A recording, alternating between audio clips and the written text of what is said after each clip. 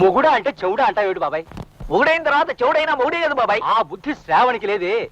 ఏ వంక లేకుండా మొగుడిని వదిలేసింది, ఇప్పుడు అనుభవిస్తోంది. అనుమానిస్తోంది ఎవరిని బాబాయ్? ఇంకెవరిని? మొగుడిని. అతగాడేమో ఆ హంతకురాలతో ఊరేగుతున్నాడు. ఎక్కడ చూసినా వాళ్లేనట. ఆ సరదాలు, ఆ షికారులు. సర్దార్ పాపారాయుడు సినిమా చాలా బాగుంటుంది బాబాయ్, వెళ్ళి చూడు. ఇంట్లో జరుగుతున్న సినిమా చాలదు, డబ్బులు ఖర్చు పెట్టి బయట సినిమా కూడా చూడాలా?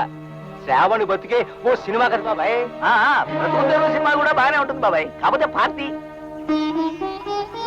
సంధ్య, నాకోసమా?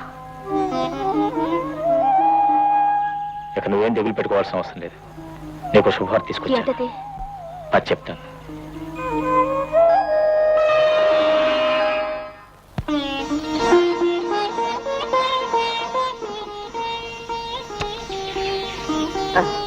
ఇది తీసుకుని స్కూల్కి వెళ్ళు. నమస్తే మేడం. నమస్తే. ఎవరా పాప? ఎవరే ఉంది, అనాథ శరణాలయంలో ఒక అనాథ. విగ్రహాన్ని దండ వేయించారు, ఇవాళ ఏదైనా విశేషమా? అవును, ఈ రోజు ఆ పాప పుట్టినరోజు. ఓ వెరీ గుడ్. అనాథ శరణాలయాల్లో పిల్లలకు కూడా పుట్టిన తేదీలు, జాతకాలు ఉంటాయన్నమాట.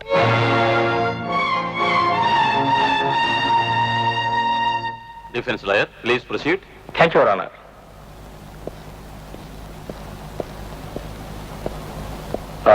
కుమార్ జయలక్ష్మి గారు, మీరు అమృత శరణాలయం వార్డెన్గా ఎంతకాలం నుంచి ఉంటున్నారు? 15 సంవత్సరాల నుండి. 15 సంవత్సరాలు. అయితే మీకు పెళ్ళైందా కుమార్ జయలక్ష్మి గారు? Order order. కుమార్ జయలక్ష్మి గారు, మీకు పెళ్ళయిందా? కాలేదు. పిల్లలు ఎంతమంది? Order order. చెప్పండి కుమారి జయలక్ష్మి గారు, మీకు ఎంతమంది పిల్లలు? ఒక అమ్మాయి. అమ్మాయికి ఎన్నేళ్ళు? 7 ఏళ్ళు. ఆ అమ్మాయి తండ్రి పేరు ఏంటి? అమృతరావు గారు.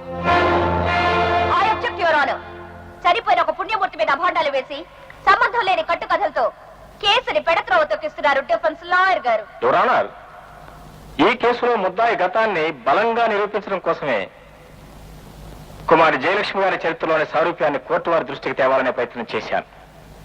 అంతేగాని చచ్చిపోయిన వారి మీద అబద్ధపు నిందలు వేయాలని మాత్రం కాదు. ఇంతలోనే పబ్లిక్ ప్రాసిక్యూటర్ గారు ఆవేశపడిపోయారు. బ్రతికున్న వారి మీద అబద్ధపు నిందలు వేయకూడదని వినయంగా మనవి చేస్తున్నాం.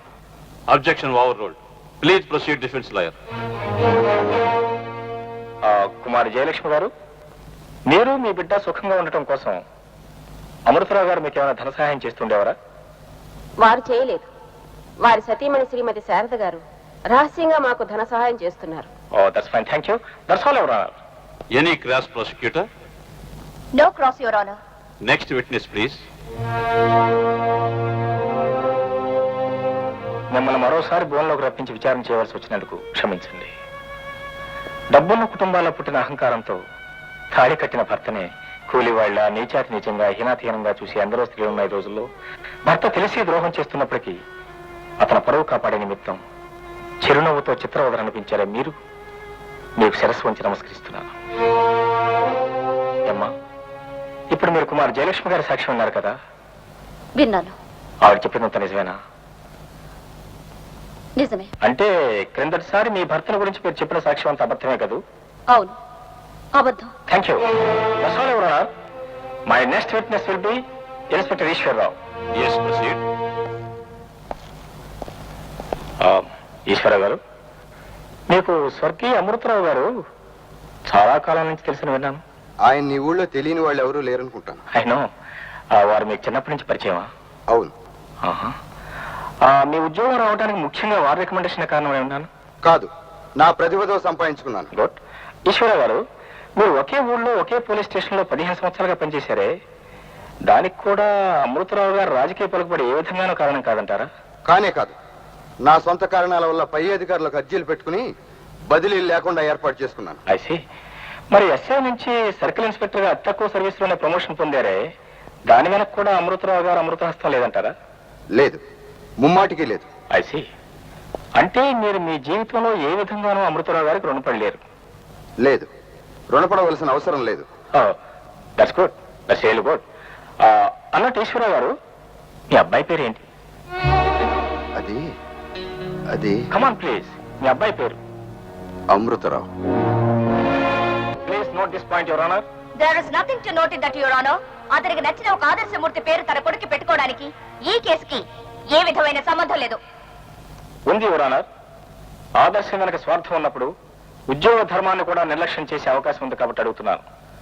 నవ్ ఇన్స్పెక్టర్, మీరు ఇన్స్పెక్టర్ గా చేరిన కొత్త రోజుల్లో శివాలయం వెనక సోమయాజులు గారి కుటుంబం అగ్ని ప్రమాదంలో చనిపోయినప్పుడు శవ పంచాయతీ జరిపించింది మీరే కదూ? అవును. మరి శవాలను పోస్ట్ మార్టం చేయించారా? చెయ్యకుండానే పూడ్చిపెట్టాం. దేన్ని పూడ్చిపెట్టారు? నిజాన్నే శవాల్నే? శవాల్ని. అలా చేయడం చట్టబద్ధమేనా? పంచాయతీ పెద్దలు అగ్ని ప్రమాదం అని ఖచ్చితంగా తేల్చి చెప్పినందువల్ల ఇందులో చట్ట విరుద్ధం ఏమీ లేదు. ఆ పంచాయతీ పెద్దలకు పెద్ద ఎవరు? అమృతరావు గారు. అంటే అమృతరావు గారి ప్రమేయం వలన పోస్ట్ మార్టం లేకుండానే ఆ శవాలను పూడ్చిపెట్టారు, అవునా? అది అది come on inspector, come on tell the truth. నిజం చెప్పకపోతే నిజం చెప్పనందుకు, నేరం చేసినందుకు 2 విధాలు మిమ్మల్ని ప్రాసిక్యూట్ చేయవలసి ఉంటుంది. ఎప్పటికైనా నిజం చెప్పి కోర్టు వారికి సహాయపడండి. పోస్ట్ మార్టం విషయంలో ఇతర పంచాయతీ సభ్యులతో అమృతరావు గారు లాలూచి పడ్డారు, అవునా? అవునా కదా? అయ్యుండొచ్చు. తమరే తెగొచ్చు. దర్శాలు ఎవరా? Your next witness, please.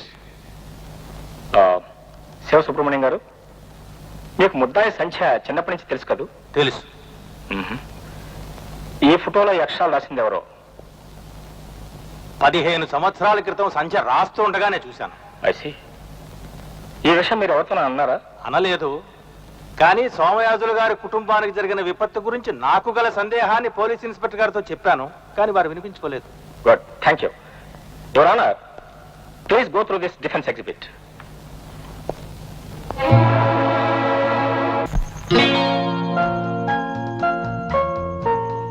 సంధ్య, వంట అద్భుతంగా ఉంది మనకు. మీ వాదన మరీ అద్భుతంగా ఉంది. Oh that's okay. ఏది కాస్త పచ్చడి? అయ్యో, ఎంగిలైపోయిందండి. వాట్ నాన్సెన్స్, నీకు నాకు మధ్య ఎంగిలేంటి?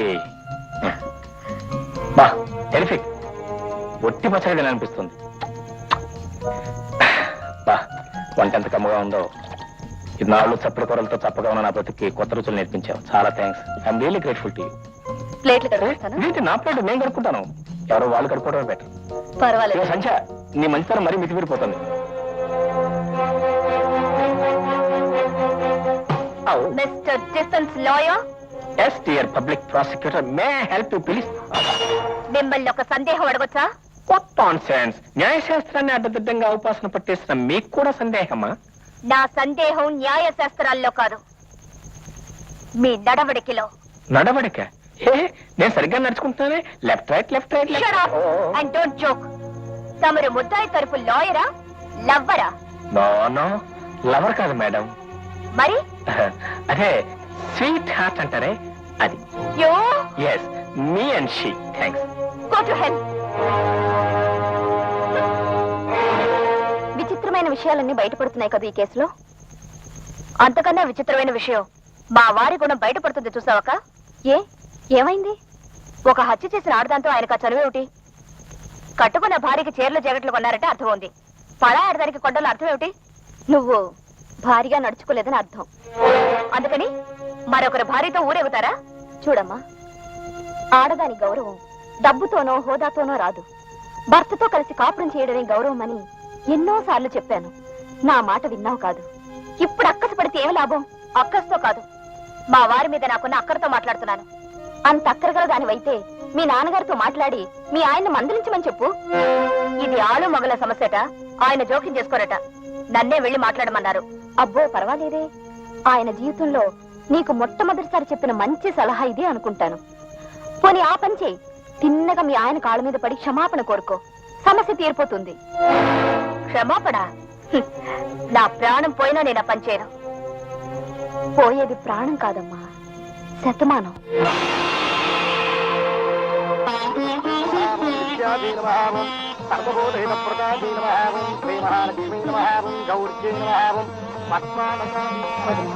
ఎప్పుడు లేండి ఈ ఏడు మాత్రం ప్రత్యేకంగా మంగళగౌరి వ్రతం చేస్తుందేమిటి శ్రావణి? మూడవ ఇప్పుడే తెలిసి వచ్చి ఉంటుంది. శివే సర్వార్థదారకే ధనంజే త్రిజంబికే గౌరీ నారాయణి నమోస్తుతే.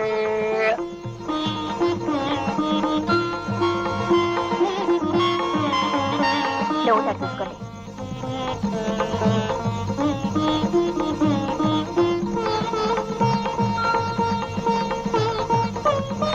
లక్ష్మి నువ్వు కూడా తీసుకో. నాకు వద్దండమ్మా. పర్వాలేదమ్మా, తీసుకో. గౌరీ వ్రతంలో గొప్ప బీద అంతా ఒకటే. ముత్తైదు చేతి మీదుగా నోవుతాడు తీసుకుంటే నీ కాపురం బాగుంటుంది. తీసుకో. తీసుకో లక్ష్మి. తప్పుగా అనుకోకండమ్మా. పని మనిషికి ఇంత పొగరింటని కోపగించుకోకండి. మీరు ముత్తైదుగా అయినా అయ్యగారు మిమ్మల్ని వదిలేశారు కదండమ్మా. ఇలాంటి పండగ రోజున మీలాంటి చేతుల మీదుగా నోవుతాడు కట్టించుకుంటే నా మొగుడు కూడా వదిలేస్తాడేమోనని భయంగా ఉందమ్మా.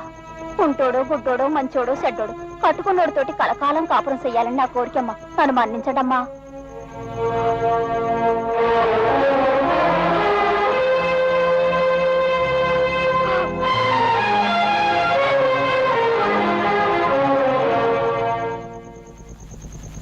దీనికంతా కారణం మీరే అంకుల్.